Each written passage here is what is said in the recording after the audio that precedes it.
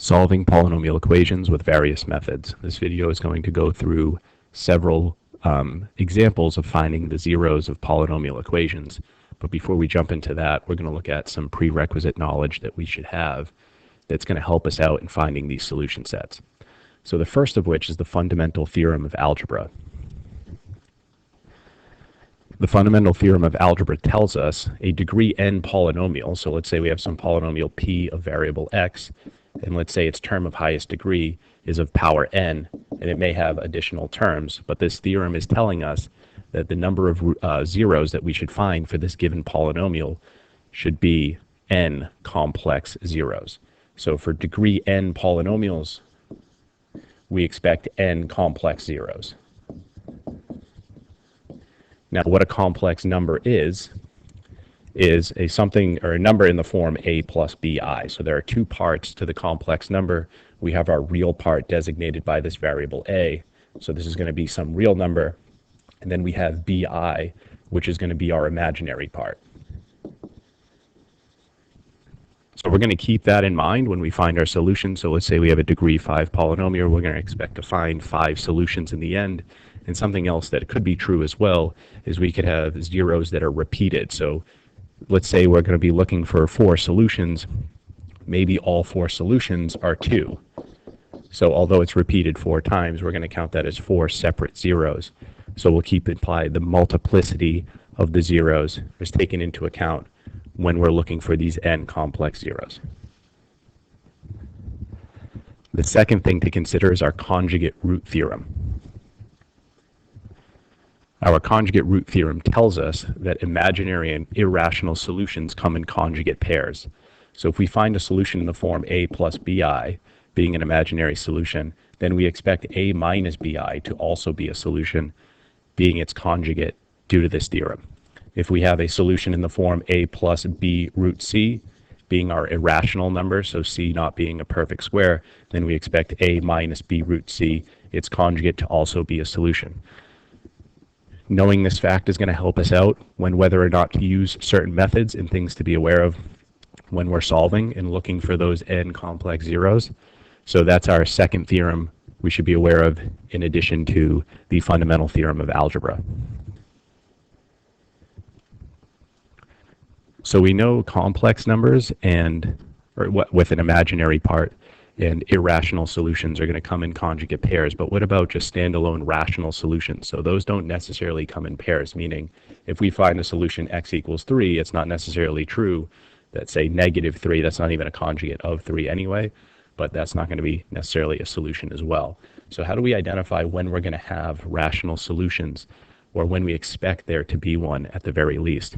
Well, this is where our knowledge of the properties of polynomial functions come into play. So if we look at a coordinate plane, think about these graphically, we know polynomials are nice smooth curves that are continuous across their domains and do have domains of all real numbers. There are no restrictions on the polynomial function for what values of x can be taken on if x is our input variable. So let's look at some of the end behavior to determine, okay, if I'm expecting a rational solution, when is that going to come into play? Well, we're going to look at 2 different scenarios. We either have an even degree polynomial or an odd degree. If we have some polynomial with a leading term x to the n, where n is even, then we expect both ends of our graph to be going in the same direction. Now, what's going on in between the ends, we do not know from just our end behavior analysis, but what this can help us with is the fact that if they're going in the same direction, it's not necessarily true that this function is going to cross the x-axis. And if the function is not crossing the x-axis, then that implies we're not going to have any real solutions, and therefore we shouldn't be looking for rational solutions and using one of our methods, the rational root theorem, to help us out. Now, if it's even and it does cross the x-axis, maybe we do have rational solutions present, but it could also be true that these real number solutions are irrational, and perhaps those are the conjugate pairs that we're looking at. So it's still possible that we're not going to have any rational solutions even if it does cross the x-axis. However, if it does cross the x-axis, rational solutions are in play. So in conclusion, if n is even, we may or may not have rational solutions. However, if we have an odd degree polynomial, then we know the ends of our graphs are going to be going in different directions. And due to the fact, again, that the polynomial is a smooth continuous curve that has a domain set, or a set of all real numbers for its domain, this would make it true that the graph has to cross the x-axis at least once. So we may have a graph that looks like this, where we have both ends of the graph going in different directions, the right end going up and the left end going down, and we can see that there's an intersection with the x-axis, implying that we do have a real number solution. Now, because it never crosses again, that means that we expect that solution to be rational, because we know that irrational solutions, which are real number solutions, have to come in conjugate pairs. So if it never crosses again, that means that real number 0 cannot be irrational and therefore must be rational. So in conclusion, if we have an odd degree polynomial, we expect at least one rational 0. And we're going to use that to help us out in choosing the most efficient method when solving polynomial equations. So let's get started with our examples. So our first example is f of x equals 5x cubed plus x squared minus 17x plus 11. And our goal is to find the zeros of this polynomial. So we want to know for what values of x make this polynomial equal 0. Now, why it's important to always know how to find zeros as opposed to some other value is because if it equaled something else, we could always move it to the other side of the equation and set it equal to 0. And that will help us use things like zero product properties later on in the solution process to determine our complex zeros. So the first thing to consider, as we mentioned at the beginning of the video, is, well, how many solutions do we expect? So this is a degree 3 polynomial, so we're going to expect 3 complex zeros.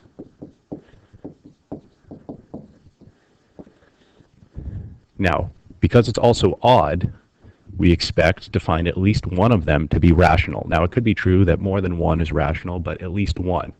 Now, when it comes to the most efficient method to use to solve this polynomial, usually factoring is the best way to go. But when we analyze how it's currently given to us, or this particular example, factoring options are not going to be a choice. So the different factoring options we'll see in some later examples would be something like taking out GCFs, factoring by grouping sum and difference of cubes, so special polynomial identities to find our solutions. So factoring is not a choice, so what we're going to use here is our rational root theorem. Our rational root theorem is a good option to use when in doubt on an odd degree polynomial, because we know we're going to be able to find at least one rational 0. And how the rational root theorem works is we're going to identify a list of possible rational zeros by finding the ratio of the p over q values. The p's are going to be your factors of your constant term. And your q's are going to be your factors of your leading coefficient. So it's not those numbers individually, but rather their factors. So the p's are going to be plus or minus 1 and plus or minus 11. So we have to consider the negatives as well, right? Because negative 1 times negative 11 would give us positive 11. Our q's are going to be the factors of that leading coefficient, plus minus 1 and plus minus 5. So our possible rational zeros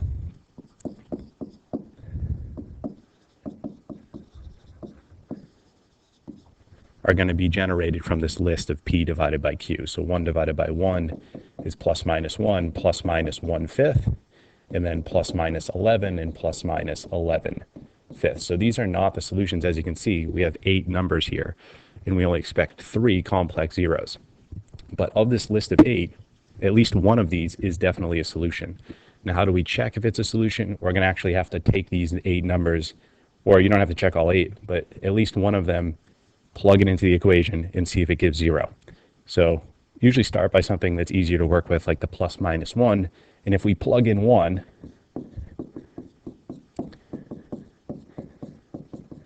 we're going to see that this does equal 0. We'll get 6 minus 17 plus 11, which is indeed 0. So we just found our first solution. X has to equal 1. Now there are 2 others. So how do we generate the 2 others? We could continue to check that list of possible rational zeros, and if we find all 3, great. But if we don't get all three from the list, well, how do we work from there? If we take that first rational 0, we know that can generate a factor. So we have a factor x minus 1 if I just move that to the other side through subtraction, x minus 1 equaling 0. And what we can do is take that original polynomial and we can divide it by that factor to generate a quadratic. And from that quadratic, we can solve that for the last two. Now, how we divide, you can do long division or you can do synthetics. Synthetics is often preferred when we have a single value solution where we're dividing by a linear binomial term, which in this case we are. X minus 1 is binomial and linear because it is of degree 1. So when we do synthetic division, we'll write our constants, so 5, 1, negative 17, and 11. And because this is a 0, we expect a remainder of 0. And we get that. So this is our remainder, constant x squared. So we've just found the quadratic that is a result of dividing the original polynomial by that generated factor from identifying the first rational 0 using the rational root theorem.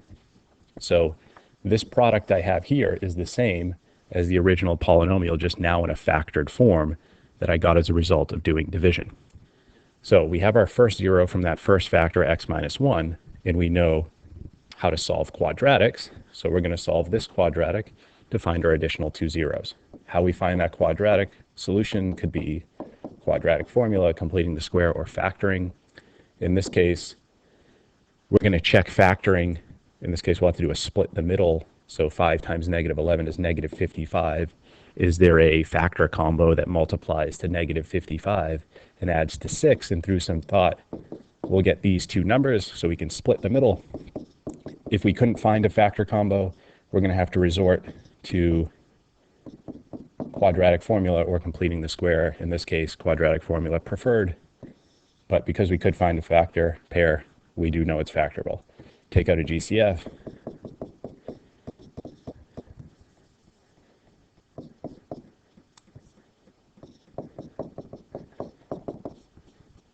Factor out the common term of 5x plus 11. X minus 1 is left. Now we can use zero product property and solve each of these two linear equations to get x equals negative 11 fifths and x equals 1. So now we have a total of 3 solutions which we expect to find, all of which are rational. So we could have found them all from the list, but that's not always true or not always going to be the case. And you'll see here that 1 is a repeated solution. So although it's the same, having multiplicity 2, there's still 3 total. So that's our first example using rational root theorem and some factoring of a quadratic along with some synthetic division. So let's jump to example 2. Example 2, we have a degree 4 polynomial, so we expect 4 complex zeros. Whether or not these solutions are rational, we don't know. So we might jump to factoring to help us out, but in this case, factoring is not going to apply. So we are going to look for some rational zeros using the rational root theorem. So once again, we're going to generate our list of possible rational zeros from the ratio of the p's and q's, which are the factors of our constant term and leading coefficient.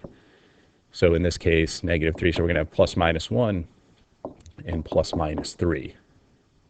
And then for q, we're going to have plus minus 1, plus minus 2, and plus minus 4. So our list of possible rational zeros, plus minus 1, plus minus 1/2, plus minus 1/4, and plus minus 3, plus minus 3/2, and plus minus 3/4.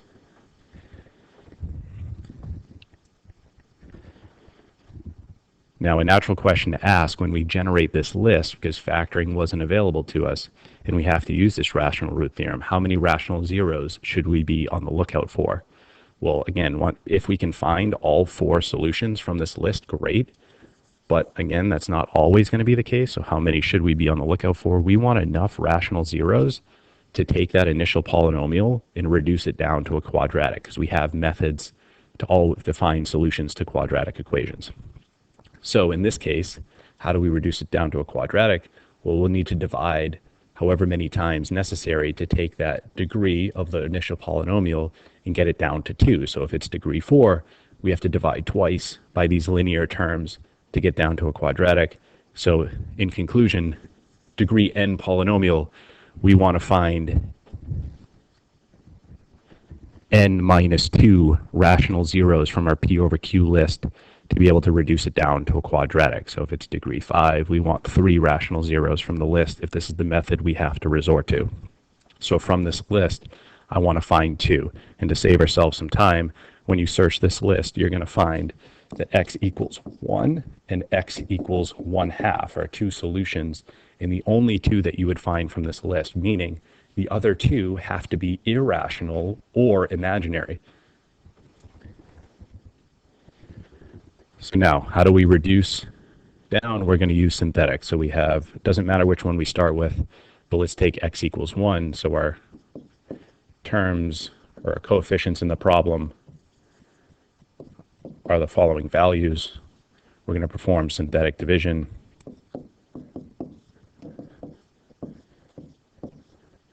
And because it's a 0, we expect a remainder of 0. Now we're going to do it again. So what I have here is a cubic equation, but I can just do the synthetic division right on top of this previous one by introducing that second 0. We're going to draw a line. We're going to cut off the remainder because that's not a part of this polynomial due to the fact that it's of value 0, and we repeat the process.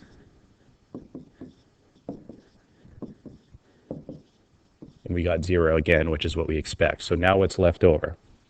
We have this quadratic equation, 4x squared minus 16x minus 6.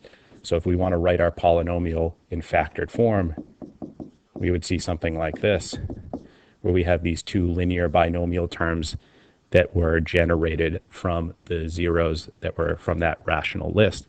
And we have this quadratic that's been produced through doing 2 iterations of synthetic division using those rational zeros. So now let's solve this quadratic. If we want, we can take out a 2 here to make this a little more user-friendly.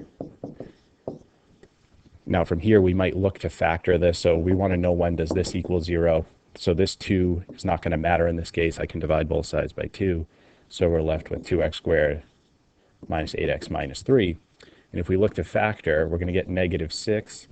Now there's no factor pair that multiplies to negative 6 and adds to negative 8, implying that this quadratic cannot be factored. So we should use another method to solve it. So in this case, I'm going to use quadratic formula. So we're going to have negative b square root of b squared minus 4 times a times c all over 2 times a, which is 2.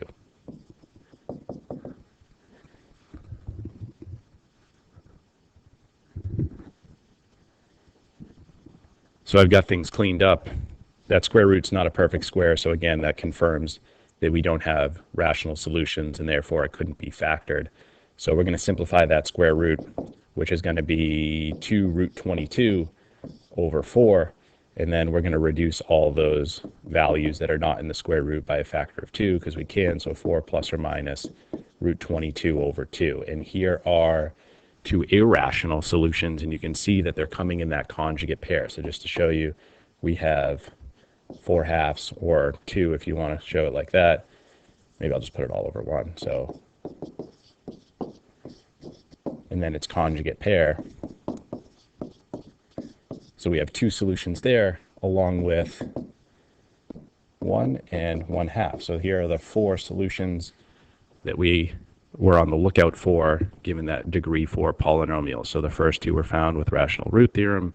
We reduce it down to a quadratic through 2 iterations of synthetic division, one on top of the other, and then we get our solutions from the quadratic formula, or the 2 remaining ones.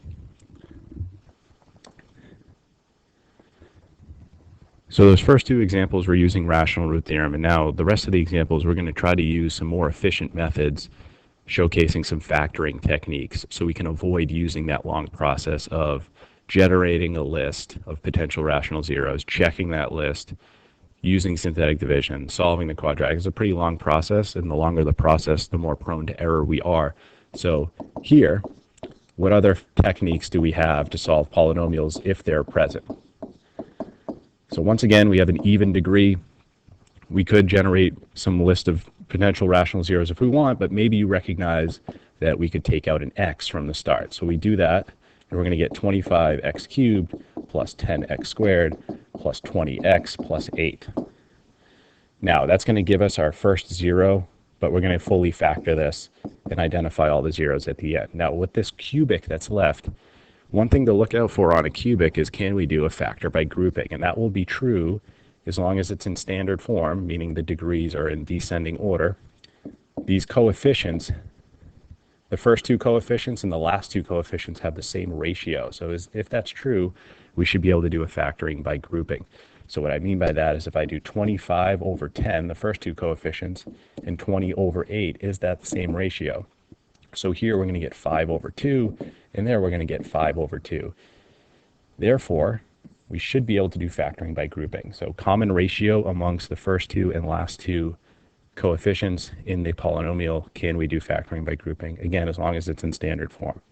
So factoring by grouping, we're going to take out a GCF from the first one, which is 5x squared, and we're going to be left with 5x plus 2. And then from the second one, we're going to take out a 4, 5x plus 2, x, take out the 5x plus 2 from each, and we're left with 5x squared plus 4. So now we have a fully factored polynomial. So this is equivalent to the original degree 4 polynomial that we were presented with. And now what we can do is use that zero product property. So we have three things being multiplied together to equal 0. So it must be true one of these things has to equal 0. So x equals 0, we found our first solution. We don't have to do anything else. We have this linear equation that when we set equal to 0, we'll find our second one, negative 2/5. So there's our second solution. And then we have a quadratic binomial that we're going to solve that doesn't have that middle b term. It doesn't have a linear term, so we should be able to solve directly for x. So we're going to say 5x squared equals negative 4. We're going to divide by 5. Then we're going to take the square root. Take the square root plus or minus to consider two solutions. Square root of negative 4/5. Now, because it's negative, we're going to take out an I, so we have an imaginary solution, positive 4/5. We can split that ratio and take the square root of the top, because 4 is a perfect square, so we'll get 2 over square root of 5. We don't leave square roots in the denominator, so we're going to rationalize by multiplying both the top and bottom by root 5, and we'll get plus or minus I 2 root 5 over 5. And there are two other solutions that happen to be imaginary.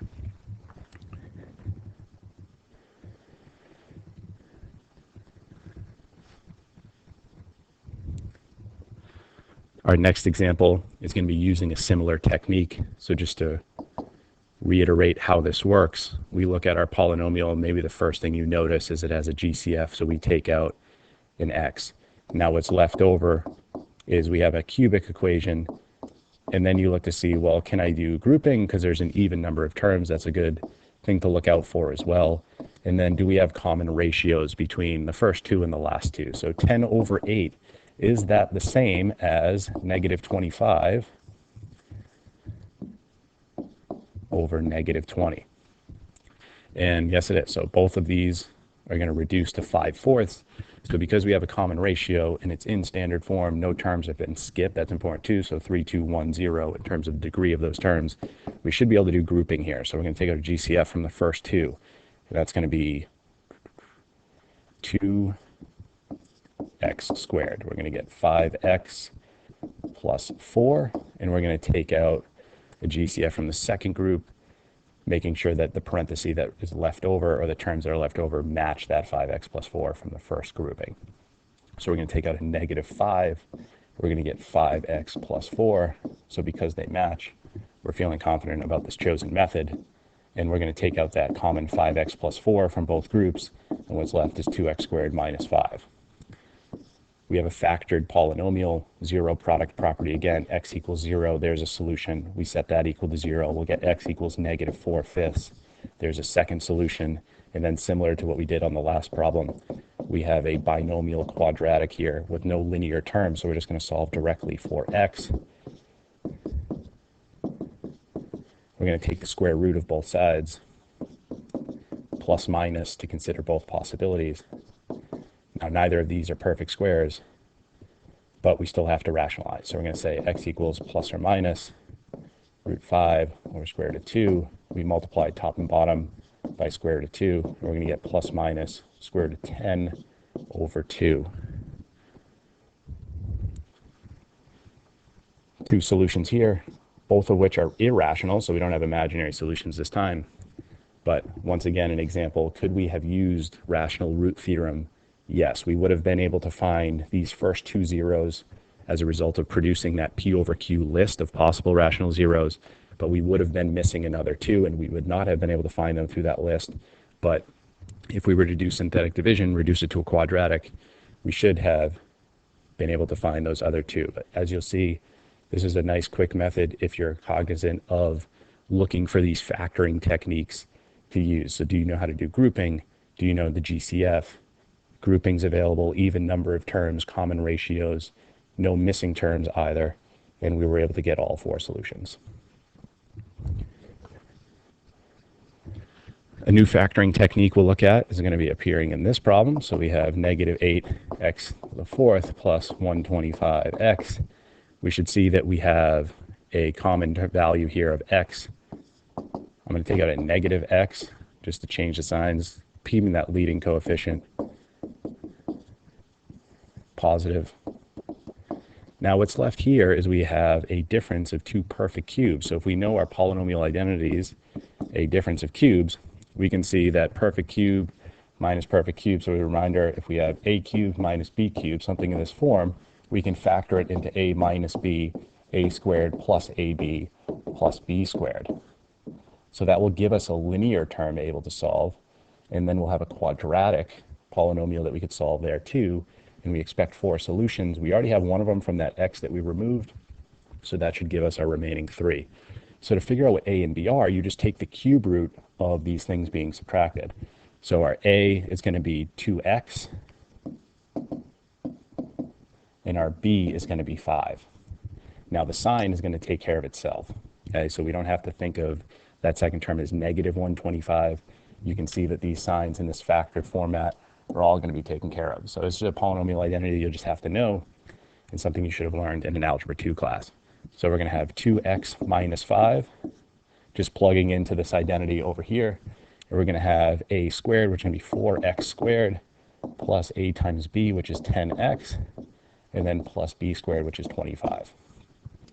So we get our first zero, x equals 0 from there. We'll get x equals 5/2 from that. So here are two solutions. And what is this going to give us? Well, that's going to be determined by doing quadratic formula. So it's not going to be factorable, unfortunately. So we're going to have negative b plus or minus b squared minus 4 times a times c all over 2 times a. Negative b plus or minus, looks like negative 300 over 8. Negative under the square root, implying an imaginary solution. We're going to have to simplify the square root of 300. So that's the same thing as 100 times 3. So square root of 100, square root of 3. So 10 root 3, including that I. So 10I root 3 over 8. We divide all of these coefficient values that are not underneath the square root by a common value if we can. In this case, we can divide them all by 2. So negative 5 plus or minus 5I root 3 over 4. And there are the two remaining solutions we were in search of for a total of 4, given that quartic polynomial we originally started with. So new factoring technique using a polynomial identity, in this case, a difference of cubes. And if we didn't recognize that, that's okay. We can generate the list of possible rational zeros, or maybe we take out the x and we solve this cubic using whatever methods that we can outside of this.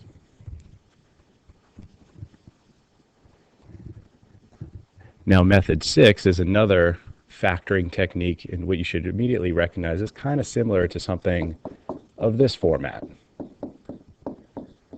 And if we had a quadratic like that, maybe you would look to factor, and this is really no different. It's just that when we factor it, instead of x's, we're going to have x squareds. And we can be on the lookout for this whenever we have a trinomial where this term is degree is twice this degree, right? So it's going down for the difference between the first and second is the second one's 1/2 the first. So if it was like 6 and 3 or 8 and 4, we could be on the lookout for this. And this has to be degree 0.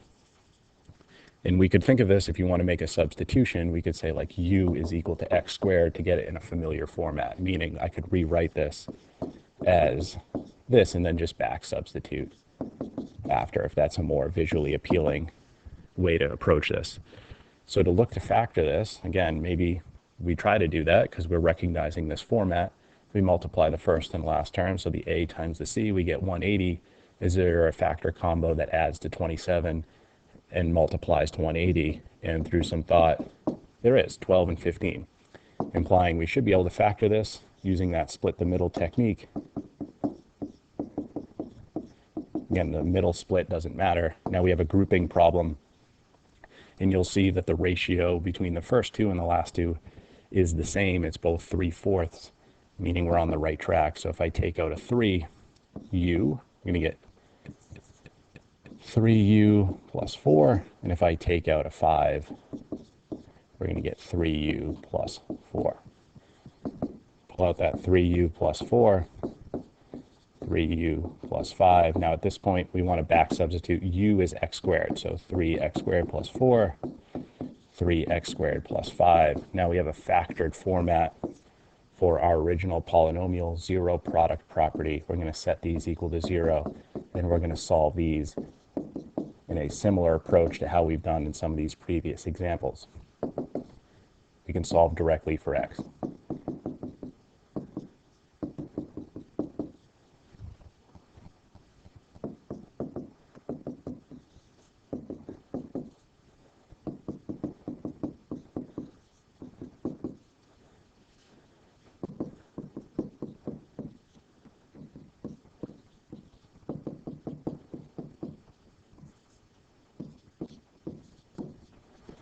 Rationalize. So there are two solutions. We do a very similar thing to this, so I'll just speed this up. So here are two solutions, and what we might notice about this solution set is that none of the solutions are rational. So the rational root theorem would have been of no use to us. And that's something we should be expecting with an even degree polynomial, that's a possibility, right? We said before that there's a possibility it may never cross the x-axis, or if it does, perhaps those zeros, those x-intercepts represent irrational solutions and cannot be found from the P over Q list. So we are going to need some other techniques sometimes to find our solutions. In this case, all 4 were imaginary, and you can see that they're coming in pairs as well. So we do have all 4 using a quadratic factoring technique that we learned before, just of a higher degree. So making a substitution is appropriate, and then going from there with factoring techniques you've learned in prior classes.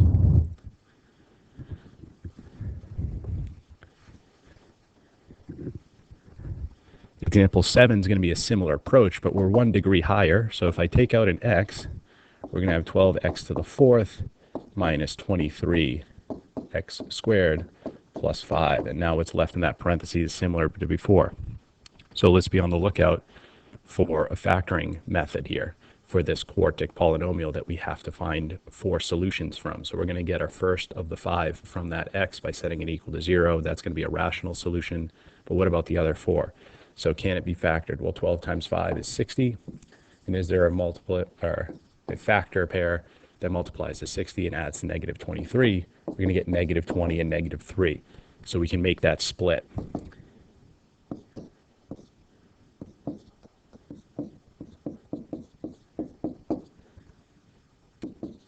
So I'm going to do this one without a substitution.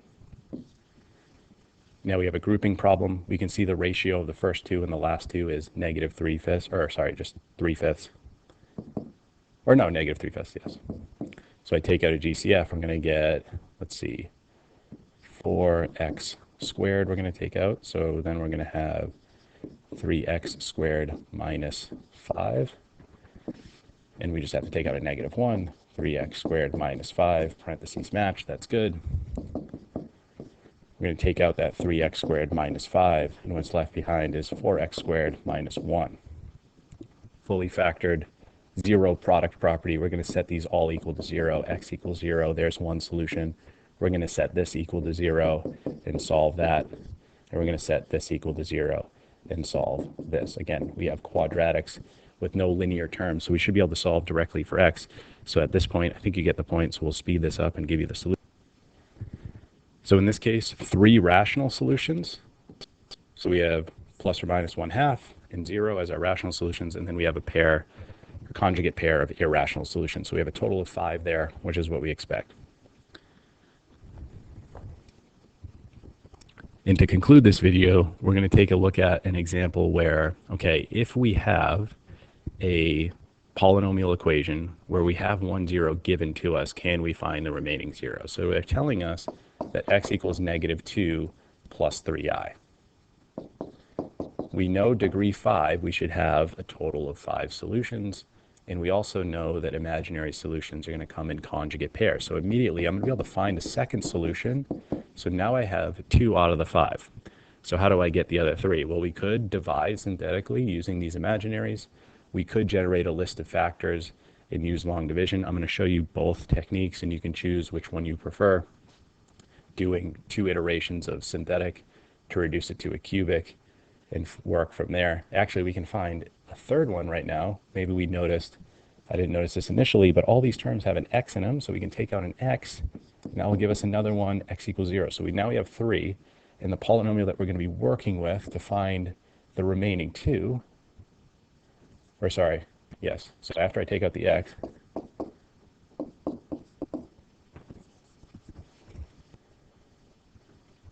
so we took out an x. Now, we're going to use these 2 imaginary solutions along with this quartic to find the additional 2. Now, again, what we can do is long division, because if you're hesitant on dividing synthetically with imaginary numbers, we don't have to do that.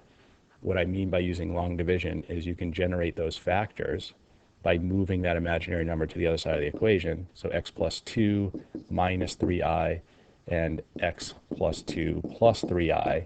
And if we multiply these factors out, it's actually going to produce a quadratic that doesn't have any imaginary terms. So if we do that foiling or that triple distribution, we're going to x squared plus 2x plus 3ix, and then distribute the 2, so plus 2x plus 4 plus 6i, distribute the -3ix minus 6i, and then minus 9i squared.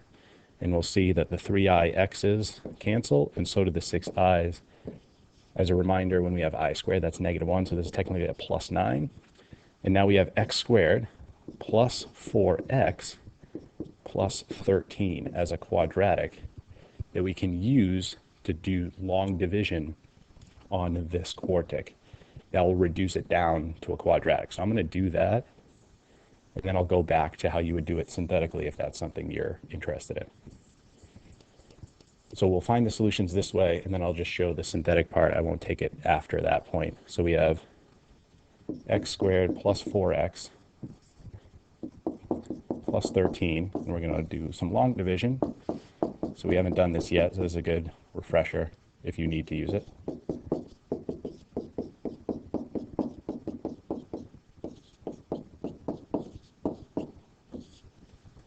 So we divide first term on the inside, first term on the outside. We're going to get 15x squared. We multiply that first term in the quotient by our divisor. So we're going to get 15x to the 4th plus 60x cubed plus 195x squared. We're going to run a negative through because we're subtracting that polynomial. These will cancel. We'll get 16x cubed, and then 49x squared. Bring down this next term. Our divisor is a trinomial, so we should be working with trinomials throughout. We're going to repeat that process. So first term on the inside divided by first term on the outside. We're going to get 16x. Multiply 16x cubed plus 64x squared, and then 16 times 13 is 208.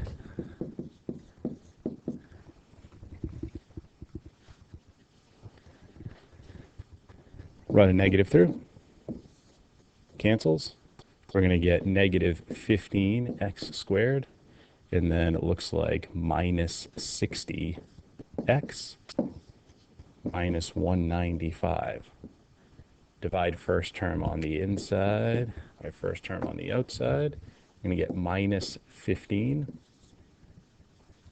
Multiply minus 15x squared minus 60x, and then minus 195. Change the signs because we're subtracting that polynomial that just resulted from that multiplication. Cancel, cancel, cancel. Great sign. We're dividing by a quadratic that was produced by two zeros, so we expect to get 0 as a remainder. So what's our quadratic that we're going to have to solve to get our remaining two solutions? It's what our quotient is.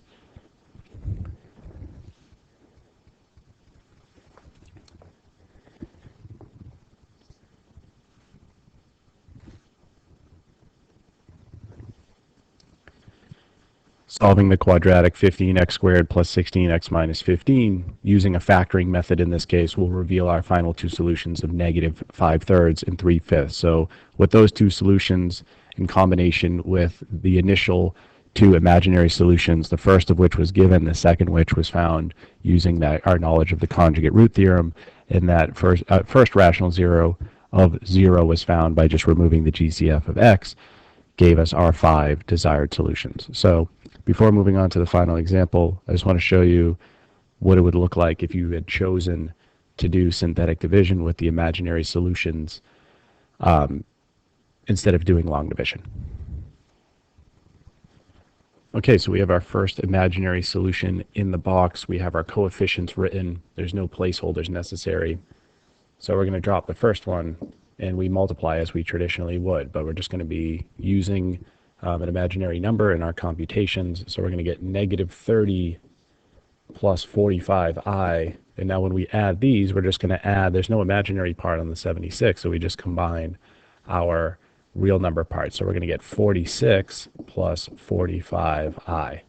Now we multiply. When we multiply this, as you can see, it's rather annoying, but we're going to have 46 plus 45i, and we have to multiply it by negative 2 plus 3i.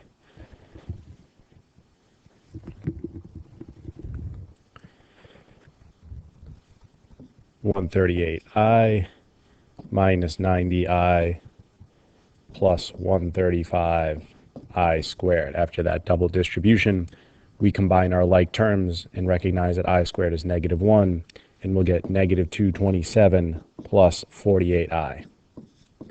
So that's what's going to go here in our synthetic division, negative 227 plus 48i. And now when we add vertically to get that next number below that bar, we're just going to combine the real parts and leave that imaginary part alone, not having another like term. And we'll get 17 plus 48i. Now, once again, we're going to have to do some multiplication between two complex numbers. This new number, 17 plus 48i, and the negative 2 plus 3i. And you can see why this is kind of a inefficient method to reducing this polynomial down to lower degree polynomials to work with. But this first step is really the complicated part. It just takes a lot of work. And when we FOIL out again, or the double distribution, it looks like we're going to get negative 178 minus 45i, assuming we do that correctly. Once again, we add vertically, we'll get negative 30 minus 45i. We multiply the complex numbers again, and this time we'll get 195. And when we add, we get 0, which is exactly what we expect. And if you want to confirm those numbers on your own, feel free to do so. So as you can see, we have a third degree polynomial here, but the coefficients in this polynomial, 3 of the 4 have imaginary parts, and we don't want to be working with that. So we're going to do synthetic division again with the conjugate to the given 0. Now this time around it's actually much easier, which is nice. So we're going to cut off that remainder. We drop, we get 15, we're going to get negative 30 minus 45i, and you can see these I terms actually cancel. We'll get 16. We multiply again, we're going to get negative 32 minus 48i, another cancellation amongst the I terms, and we'll get, it looks like, negative 15. And we multiply again, and we're going to get 30 plus 45i, which cancels both, exactly what we'd want, and we get 0 for a remainder. And you can see our constant x squared, we now have the same exact quadratic we were working with before. So as you can see, if we're talking about efficiency, doing this synthetic division with complex numbers can be time consuming with all the multiplication you have to do. The second step was a lot easier in this case, and that will often happen if you have to do it more than once, which you will because they come in pairs, as a reminder. But just did it to show you another method, another way. I will say, when we have complex numbers in the form a plus bi as our solutions to these polynomials, if there's no real term where you just have a solution given that's bi and you know negative bi is also a solution, doing the synthetic division with a complex number with only an imaginary term is much more user-friendly, much easier, and actually not a bad option. But if you don't want to do this all out, you'll have to do that long division by generating that quadratic that is a result of you multiplying the factors that are produced with the given complex zeros and the one that you found using the conjugate root theorem. So to finalize the video, let's jump over to one final example, very similar to the last one. In fact, I'm not going to do this all out, but just kind of a overview of what we should be doing in terms of approach. We have a quartic polynomial. We know we need 4 complex solutions. One is given to us. In this case, we are given an irrational solution, so we know there's a conjugate pair to look for. So 2 minus 4 or root 14 is also a solution. In this case, unlike the previous problem, there's no GCF to remove, so these are the only 2 zeros we're going to be able to identify immediately. If you'd like to perform synthetic division with the irrational zeros, you can do that. Very similar structure to what we just did, and as you can see, or as a reminder, that was not the most efficient pathway. So probably the better solution method is to generate some factors.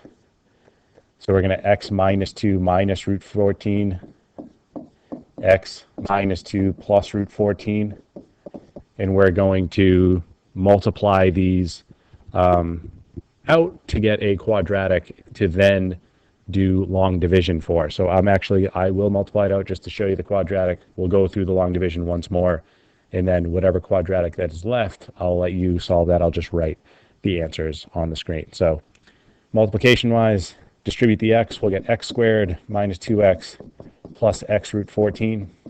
Then we distribute the negative 2, negative 2x plus 4 minus 2 root 14. And then we distribute the negative root 14, so negative x root 14 plus 2 root 14. And then root 14 times root 14 is the same thing as root 14 squared. So that square root and squared would cancel, and we'll just get minus 14. Now these will cancel out, and these will cancel out. So the radicals are gone, just like the i's disappeared in the previous problem, which is a good sign. So we're going to get x squared minus 4x minus 10 when we combine some like terms. So this is what we're going to be doing the long division with.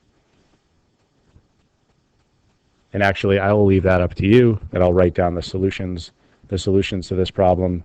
As we know, these 2 irrational solutions we started with, and if you correctly solve the quadratic, that is the result of dividing that quartic by this generated quadratic from those previous 2 zeros, you should get another irrational solution pair of negative 2 plus or minus root 5 over 2. So that's a video showing you multiple techniques to solve quadratic equations, or sorry, not just quadratics, but just polynomials of nth degree using rational root theorem, some strategies, some things to look out for, different factoring techniques. So I hope that's a help in your journey in solving polynomials, which are the best equations to solve, or the easiest ones, I should say. So that is where I will end this video.